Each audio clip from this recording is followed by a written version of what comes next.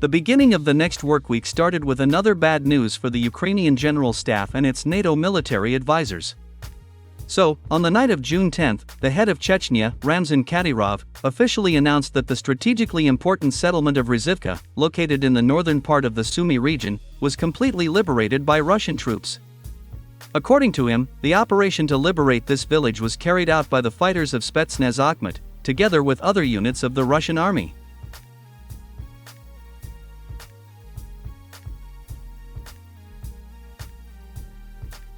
Ramzan Kadyrov also added that the armed forces of Ukraine, with heavy losses in manpower and heavy equipment, were forced to retreat in a southwesterly direction, several tens of kilometers deep into the Sumi region. My friends, you must understand that the loss of this village by the Ukrainian armed forces has significantly worsened the situation of the Ukrainian army in the Sumi region. The fact is that Ukrainian militants and foreign mercenaries used this settlement for regular attacks on the Russian border village of Tetkino, in the Kursk region. In addition, the stronghold of the armed forces of Ukraine in Ryzhivka also allowed the Ukrainian army to keep under fire control of a huge territory located in the lowland, near the Vyr and Same rivers, up to the strategically important settlement of Veresa.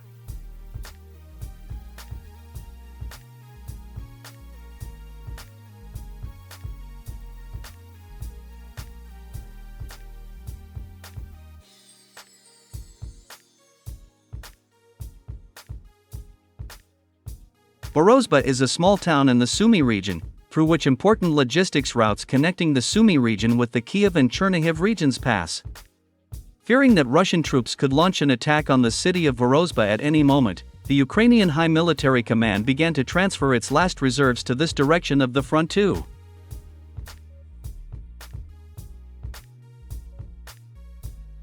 At the same time, it is worth noting that Veresa is located in the lowland. As a result, it will be very difficult for the armed forces of Ukraine to organize an effective defense in this city, especially given the fact that the Ukrainian army chronically suffers from a shortage of manpower. Thus, seeing what is happening in the northern part of Ukraine, it can be officially stated that the Russian army has finally launched its offensive in the Sumi region.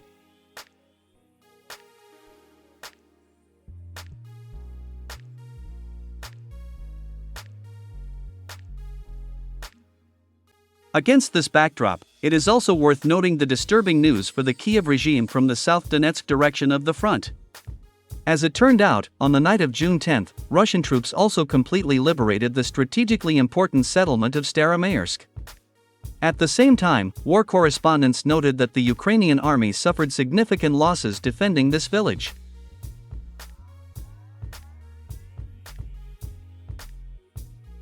As it turned out, in the last 24 hours alone, in the battle for this village, the armed forces of Ukraine lost more than 500 soldiers, 7 tanks, 10 infantry fighting vehicles, and even 1 MiG-29 fighter jet.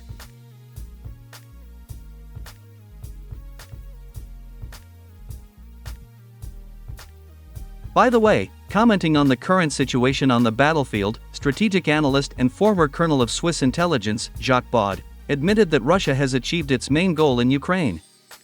According to him, the Russian army has reached such a high level of development that its means of destruction effectively destroy not only all weapons that Ukraine produces, but also all NATO countries.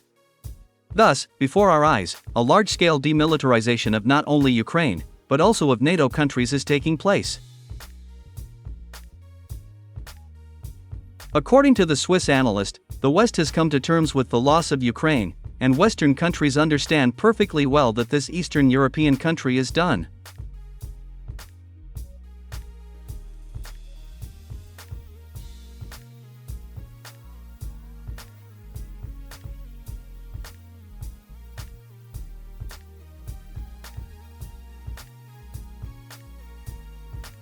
However, I disagree with the statement of the former colonel of the Swiss intelligence service. I am sure that the United States, unlike other Western countries, will continue to fight for Ukraine. The fact is that Washington understands perfectly well that Russia's victory in Ukraine will finally destroy dollar imperialism. By the way, this fact was also confirmed by President Biden himself. Surprisingly, during an interview with journalists, he officially stated that the United States cannot allow Russia to win in Ukraine. According to him, if Russia wins, then Eastern Europe, including Poland, will get out of the influence of the United States, and these countries will begin to make decisions on their own.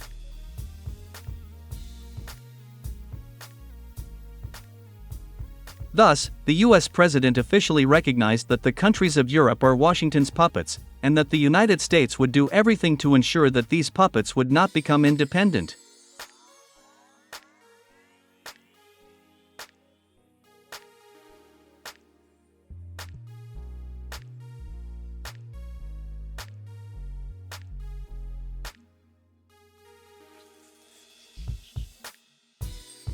Meanwhile, in Poland, which, according to President Biden, is one of Washington's puppet countries, an explosion occurred at a large arms factory owned by the Mesko company.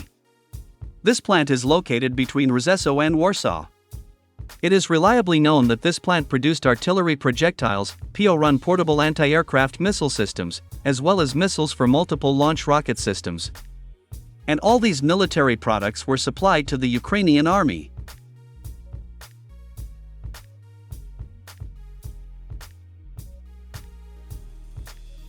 Even though this arms factory had a high level of protection and safety, the Polish authorities could not avoid an explosion and subsequent fire at this strategically important military facility. At the moment, work at this plant is paralyzed. Local law enforcement is actively investigating this explosion.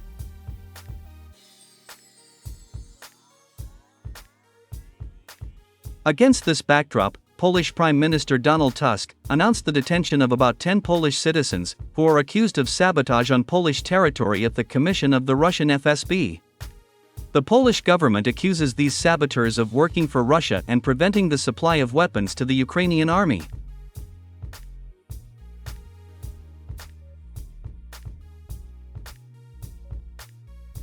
By the way, over the past 60 days, this is the fourth explosion that has been carried out on the territory of Western arms factories that regularly supplied weapons to the armed forces of Ukraine.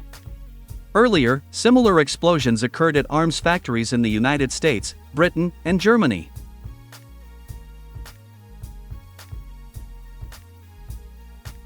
Against this backdrop, experts and analysts express confidence that such explosions at Western arms factories will continue until the surrender of the Kyiv regime.